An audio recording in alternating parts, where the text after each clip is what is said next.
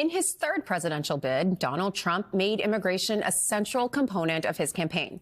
Beyond his promise of carrying out the largest mass deportation operation in history, Trump also vowed to tighten the border and make big changes to America's immigration system, including the possibility of ending birthright citizenship. Now, as he's poised to take office again, he's doubling down on that promise. You promised to end birthright citizenship on day one. Is that still your plan? Yeah, absolutely. Can you get around the 14th Amendment with an executive action? We're going to have to get a change. We'll maybe have to go back to the people, but we have to end it. We're the only country that has it. Through an executive action? We're the only country that has it. Do you know, if somebody sets a foot, just a foot, 1 foot, you don't need two, on our land, congratulations, you are now a citizen of the United States of America. Yes, we're going to end that because it's ridiculous. That interview was just last week, and it was Trump's first interview since winning the election. And before we move on, let's do some cleanup on aisle 14, because Donald Trump got a couple of facts wrong in that telling. The United States is not the only country that grants birthright citizenship. More than 30 other countries around the world have the same policy, including both of our closest neighbors, Canada and Mexico. It's also not true that the United States grants citizenship to just anyone by setting foot on American soil. Birthright citizenship, as Kristen Welker noted in that interview, is enshrined in the 14th Amendment. Indeed, Section 1 of the 14th Amendment states very plainly, quote, all people born or naturalized in the United States are citizens of the United States and the state where they reside. And while Donald Trump seemed only to have concepts of a plan for getting around the 14th Amendment in his mission to end birthright citizenship, it does seem that some in Trump world are coming up with a strategy for taking this on. The Trump campaign laid out a plan in Agenda 47, that's Trump's official policy manifesto, to use executive orders to direct federal agencies to deny passports and Social Security numbers to the children of undocumented immigrants. That would, of course, be plainly unconstitutional, and lawsuits would immediately be filed.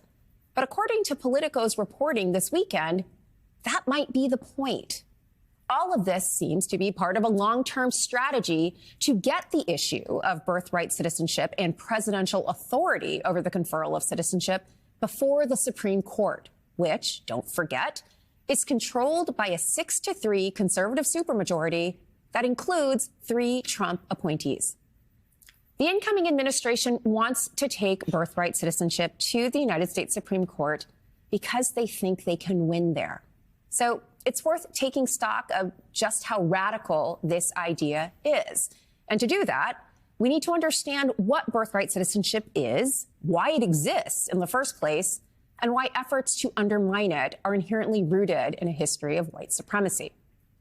The 14th Amendment is one of the 3 Reconstruction-era amendments that Congress added to the United States Constitution after the United States Civil War.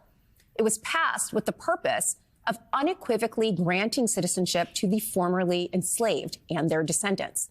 Moreover, the 14th Amendment was meant to be a corrective to the Supreme Court's 1858 decision in Dred Scott versus Stanford, the decision that many legal scholars consider to be, quote, the worst ever rendered by the Supreme Court. And there were a lot to choose from. In that case, Dred Scott, an enslaved man who traveled with his enslaver to free territories, sued for his freedom after his enslaver died. But the majority of the justices on the Supreme Court concluded that slaves were not citizens of the United States. In fact, the court questioned whether the descendants of African slaves could ever be citizens of the United States.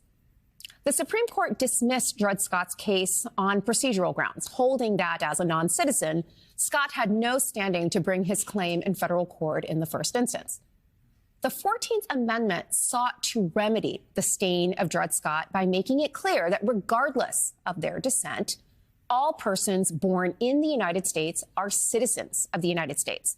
And subsequent Supreme Court cases have affirmed this principle over the years. Of note is the case of Wong Kim Ark, a man of Chinese descent who was born in California in 1873.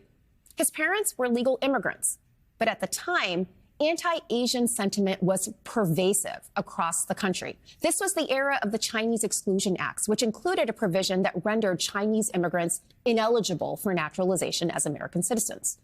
The Supreme Court, however, found that because Wong Kim Ark himself was born here in the United States, he was a citizen of the United States under the 14th Amendment. That's jus soli, birthright citizenship.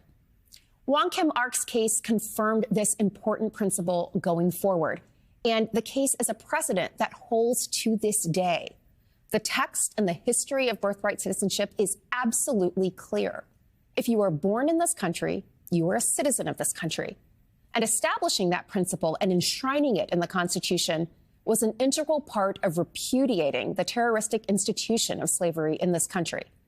To undermine the Constitution's guarantee of birthright citizenship in any way would be a return to some of our nation's darkest days, a surrender to some of the worst impulses in our history.